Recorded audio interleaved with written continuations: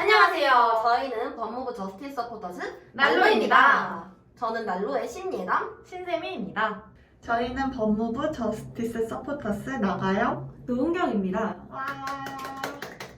네, 예담씨, 저희가 오늘 여기 모인 이유가 있죠? 네, 맞습니다. 저희는 오늘 법무부에서 진행하는 범죄 예방 정책 중 하나인 소년원 독서 활동 지원 프로그램을 홍보하고자 나왔는데요. 이 프로그램은 청소년들의 전인적 성장을 촉진하고 독서 프로그램을 운영하고 책을 기부하는 프로그램입니다. 네, 그래서 저희는 오늘 이 활동의 일환으로 책을 기부할 예정인데요. 네, 저희가 주변에서 책을 몇 권 기부받았죠. 네, 책을 기부받았습니다. 오늘은 그중 몇 권을 소개하는 시간을 가져보도록 하겠습니다.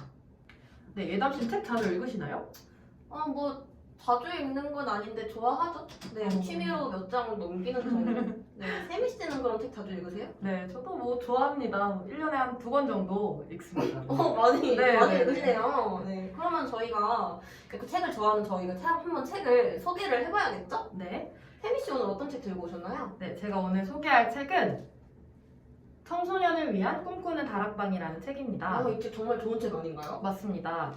이 책은 청소년을 위한이라는 제목과 같이 청소년들이 읽었을 때 쉽게 공감할 수 있는 그런 책입니다. 저 역시 이 책을 중학교 3학년 때 처음 읽었거든요. 네, 그때는 꿈이 뭔지 갈팡질팡하고 있을 때, 또 진로를 정하지 못하고 있을 때 이 책이 굉장히 도움을 줬던 것 같습니다. 네, 그러네요. 네, 특히 이 책은 이 밑에 써있다시피 인생의 성패를 가르는 것은 수능 점수가 아닌 꿈이다, 이런 좋은 말이 있는데, 공부가 인생 성공의 딱 지름길은 아니다라고 정확하게 얘기를 해주고 있어서 청소년들에게 좀 위로를 해줄 수 있는 그런 책이라고 생각을 해서 가져와 봤습니다. 여기에 여러 가지 검사들도 있다고 들었는데 맞나요? 맞아요. 이 책은 다중지능 검사를 포함해서 청소년들이 자신의 흥미를 찾아갈 수 있는, 자신의 적성이 무엇인지 검사해 볼 수 있는 검사들도 포함되어 있어서 책을 읽으면서 자기가 좋아하는 일이 뭔지 이렇게 고민해 볼 수 있는 그런 책입니다. 너무 재밌겠어요. 네, 꼭 읽어보셨으면 좋겠습니다. 네, 강추. 그러면은 이제 제 책을 한번 소개해볼까 하는데요. 궁금하네요. 제가 가져온 책은 저의 인생 책이라고 할 수 있는 바로 데미안입니다. 이 책은 굉장히 어려운 책이라고 느껴질 수 있는데 자신의 내적 세계에 대한 고민을 많이 하는 청소년이라면 나름 재밌고 쉽게 접근할 수 있는 책이라고 생각을 해요. 간단하게 줄거리 소개를 해드리자면 여기 주인공인 싱클레어라는 소년이 어린 시절부터 시작이 되는데 그 자신의 내면 세계를 탐색하고 점점 자라가면서 어떤 생각을 하는지가 주로 중점적으로 기술이 되어 있어요.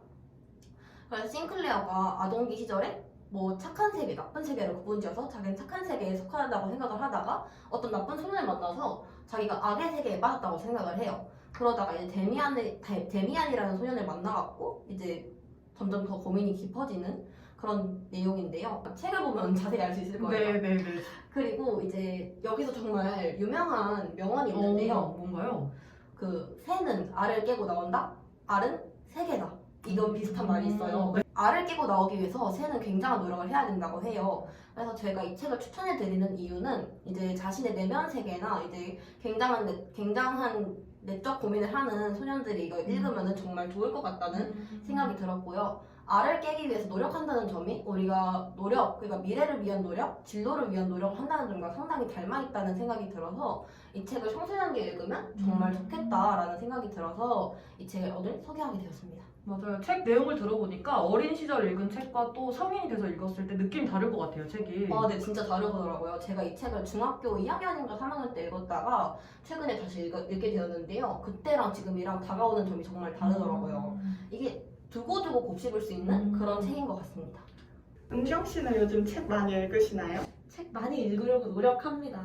요즘은 문학책을 자주 읽고 있는데요. 가영 씨는 요즘 특별히 읽고 있는 책 있으신가요?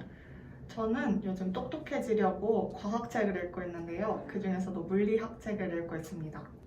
물리학 책 이름만 들어도 어려울 것 같네요. 그래서 저희는 오늘 모두가 흥미를 가질 수 있는 재밌는 책을 소개해 드리려고 나왔는데요. 가영 씨가 준비한 책이 특별히 흥미를 끈다고 들었어요. 어떤 책일까요? 네, 제가 준비한 책은 어느 날 내가 죽었습니다 라는 책입니다. 제목부터 정말 흥미롭지 않나요? 정말 흥미로워요. 무슨 내용인지 바로 알고 싶은걸요? 책에 나오는 주인공은 중학생 유미와 중학생 재준이입니다. 유미와 재준이는 굉장히 절친한 친구 사이인데요. 그러던 어느 날 재준이가 오토바이 사고로 갑자기 세상을 떠나게 돼요. 유미는 그날로부터 굉장한 상처를 받고 어떻게 하면 이별의 슬픔을 극복할 수 있을지 그 과정을 그려가는 이야기로 구성되어 있습니다. 제가 이 책을 추천드리고 싶은 이유는 두 가지가 있습니다. 일단 첫 번째, 학생들이 이 책을 읽으면 과거의 아픔으로부터 어떻게 회복할 수 있는지를 알 수 있을 기회를 가질 수 있을 거라고 생각해요.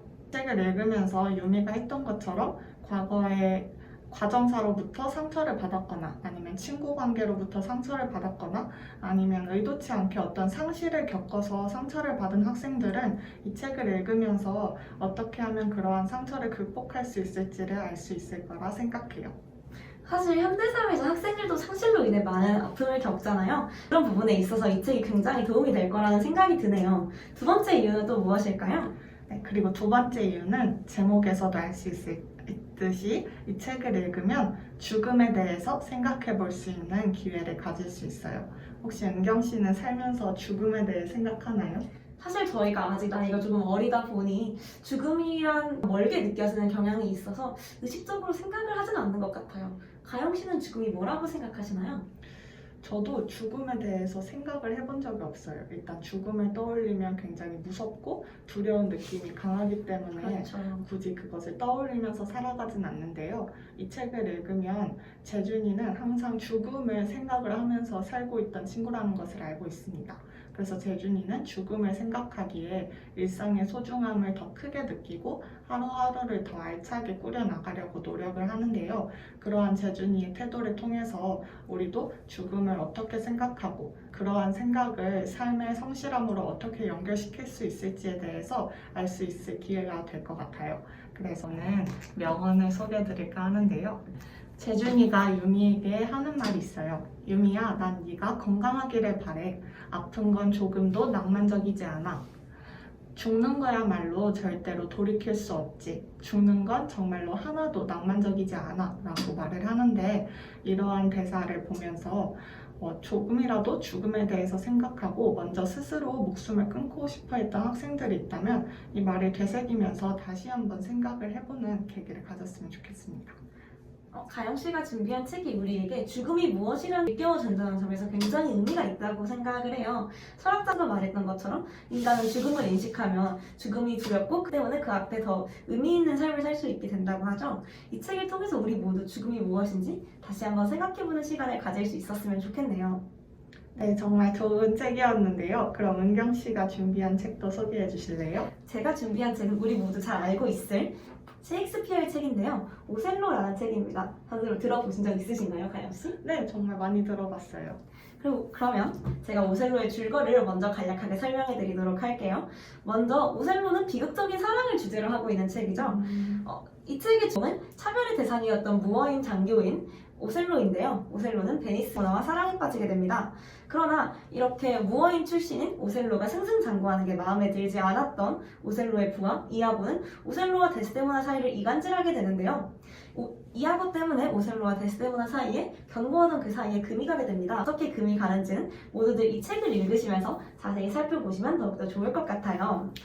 정말 읽어보고 싶은데 혹시 이 책을 추천하는 특별한 이유가 있을까요? 제가 이 책을 고른 이유는 이아고를 통해서 알 수 있는 정체성 때문이에요. 사실 현대사회 모두들 그리고 누구나 누구인지에 대한 정체성의 고민을 많이 하잖아요. 그렇죠. 그래서 책에서 이아고의 모습을 통해 알 수 있는 정체성에 대해 간략히 말씀을 드리도록 할게요. 이아고는 미움을 정체성으로 하는 인물이라고 할 수 있어요. 차별의 대상인 오셀로가 승승장구하는 것이 마음에 들지 않았기 때문에 두 연인 사이를 갈라놓으려고 하죠. 모든 사람들은 정체성을 찾고자 합니다. 그 정체성을 찾기 위해 끊임없이 탐구하고 행동합니다. 그런데 그 과정에서 부정적인 방법으로 본인의 정체성을 찾으려고 하는 그러한 시도도 발견할 수 있는데요. 그러한 시도 중 하나가 이 책의 이아고라고 할 수 있겠습니다. 그럼 그런 모습을 통해 우리는 어떤 교훈을 얻을 수 있을까요? 우리는 평소에 모두 우리의 정체성이 어떻게 구성되어 있는지 자주 성찰하고 또한 자주 생각해 볼 수 있을 것 같습니다. 그리고 우리의 정체성을 어떻게 더욱더 형성하고 또 발전시켜 나갈 수 있을지 모두 다 함께 고민해보는 시간을 가질 수 있을 것 같아요. 그래서 저는 오늘 이 책을 추천합니다. 그러면 여기까지 해서 저희 난로의 책 소개가 끝났습니다. 와! 네, 그러면 저희는 지금까지 SNS 그리고 기부박스 등을 활용하여 약 50여 권의 책을 기부받았고 기부받은 책을 모두 소년원에 전달할 예정인데요. 저희는 이번 영상을 통해서 법무부에서 주관하는 소년원 독서활동 지원 프로그램에 대해 알아보았습니다. 더 자세한 내용은 아래 댓글과 더보기란에 적어둘 테니 확인하시고 많은 기부에 동참해 주셨으면 좋겠습니다. 네, 오늘 영상은 여기까지입니다. 감사합니다. 감사합니다. 안녕.